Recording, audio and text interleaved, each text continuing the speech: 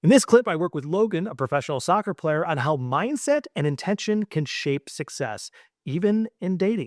And since this was recorded, he's entered into a really happy relationship with someone very special.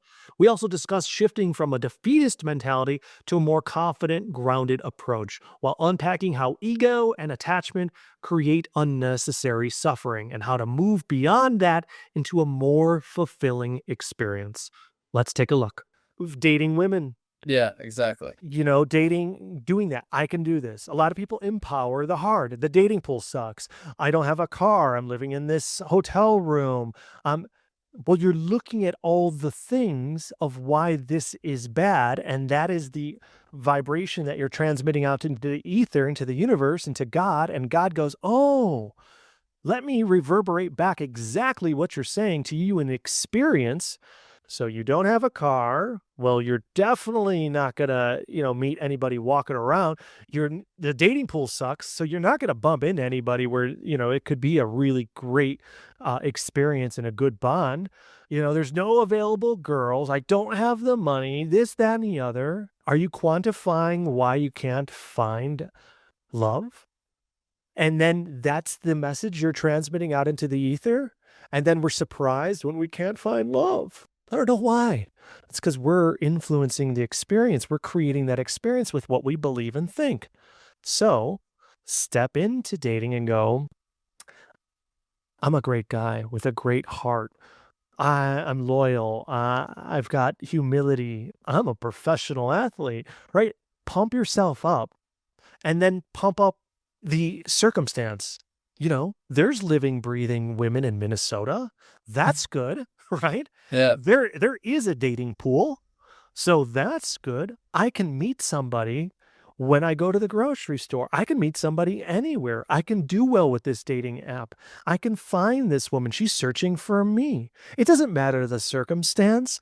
I'm projecting a frequency and a transmission of being in love. And then visualize being with that woman, traveling around the United States one day in a little caravan. I remember Who are you guessing these things? Oh, okay, you just said it with the or. I was like, no way you just guessed that one again.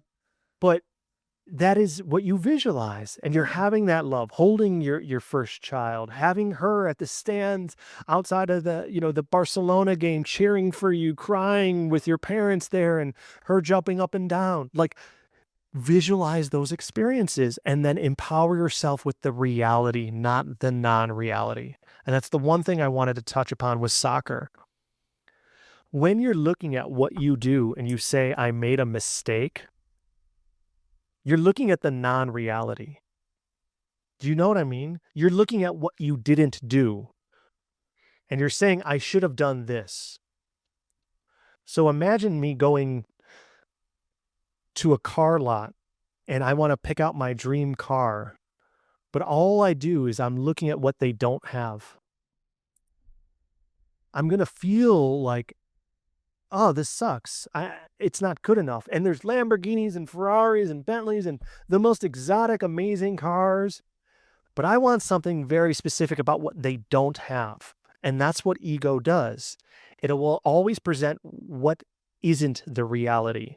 And then say, well, if the reality was this instead, the delusion, we'd be more successful. We'd be this. Life would be so much better. But it's a non-reality. So gratitude makes us look at the reality. When you made a mistake, that is the reality, but you still were doing the best you could. You were still playing professional soccer. You were still doing a lot of amazing things, but we're looking at what it wasn't. So for example, imagine if you're looking at tapes and let's say that you shoot a goal, okay? And it banks off the bar and you're off by inches and it bounces down, but it doesn't bounce down across the goal line. It bounces down and the goalkeeper just bats it away, right? And you were just like inches away. That wouldn't be a mistake, right? But you'd be like, okay, you got to aim a foot under the corner next time instead of the inch of the corner, right? And so you know that now, but your ego in the negative thinking would be like, you should have made that goal. But what it did is it created a non-reality. The reality is that it was very close and it banked off, but it didn't go in. Your ego then creates a non-reality where the goal goes in. Are you with me so far? Yeah, yeah. So what if I was another entity in your mind? I go, yeah, but what if he missed it by 8 feet? How good was the kick compared to missing it by 8 feet? So if we look at the reality where you banked it off the bar, but I present another non-reality where it went 10 feet above the bar and you totally blew it, how good would your kick be compared to that? Yeah, way better. Do you see that your performance is based on what you're comparing it to? And if your ego is always creating a delusion of a reality where you could be better, when are you ever good enough? Yeah. Is there, I guess my question about that is there an element in the, professional world that is that where the drive comes to always be better, to always want to be better? That's okay. And I don't know where it comes from, but it is a competitive ego thing a lot of times. And just people love the challenge and to see what they're made of. So that's perfectly natural. But I think there's a question here that needs answering is, how do you know the difference of when you're being down on yourself or you're going to be That's the empowered to succeed? Yeah. Okay. And imagine this line of peace out in front of you. Like you're treading water in an ocean and you see the perfect horizon. That's your line of peace. When you dip below that line of peace, you feel fear, anxiety, shame, doubt, failure, grief, regret, anger, animosity, worry, panic, frustration, annoyance, etc. Anything negative, you feel upset. When you rise above that line of peace, you feel joy, excitement, confidence, pride, love, laughter, all that gravy, okay? When you look at a goal and you feel shame or guilt or resentment or doubt, and you dip below your line of peace, you are disempowering yourself with your perspective, and you are disempowering your chance at an improvement. When you look at a goal you missed and you empower yourself, you are improving your chance of higher success. So it's not to not be competitive. It's don't be down on yourself competitive. Don't sit there and drag yourself through the dirt. Elevate yourself and be like, I learned from that. I'm not going to say that I'm the best. I clearly can improve, but I'm not the worst. And I'm not a piece of shit like my ego's telling me I am right now. I'm awesome. And I'm doing the best I can. And I believe in myself. And I'm going to do the best I can moving forward. I believe in you. Don't dip below your line of peace. Don't marinate in the shame or the doubt. Quickly catch it and be like, I don't need to sit here and stew in failure and doubt to improve. I can just bypass that entire part of this experience and I'll actually be better for it. It will elevate my quality of experience and my performance and build more momentum to be even better. Do you see how all that works? Yeah.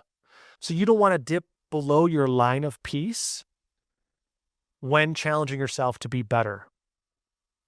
I want you to push yourself, but with empowerment, positivity, optimism, and let it gain momentum. We're all going to falter. It's not like you're going to be, batting 1,000 here. Yeah. But when you catch it, quickly take that bad pass and turn it into something positive. Don't stew in the negative emotion. Realize you have some negative emotion and channel it properly. Self-care, balance your sympathetic nervous system, cold exposure, grounding, breath work, meditation, somatic shaking. Clear that shit. Sometimes you may miss a goal that costs the team the game. Okay, and you're not going to be like, well, I'm Mr. Positive. I'm going to move on from that. Not all of us are going to have the mindset of Kobe. And your sympathetic nervous system is going to take this on like you just killed everyone's family, right? It's going to be like, you're the biggest piece of shit. And you got to go jump in a cold shower, do a workout, get rid of the nerves and the threat that your body has taken on, and center yourself, stabilize your sympathetic nervous system, and then empower yourself mentally. But if you're trying to empower yourself and change the narrative mentally, and our nervous system and body is rattled and carrying on all of this stress and anxiety and doubt and failure, it's not going to make an impact nearly as much as if we can just lay all that shit down, channel it appropriately, go cry in the shower.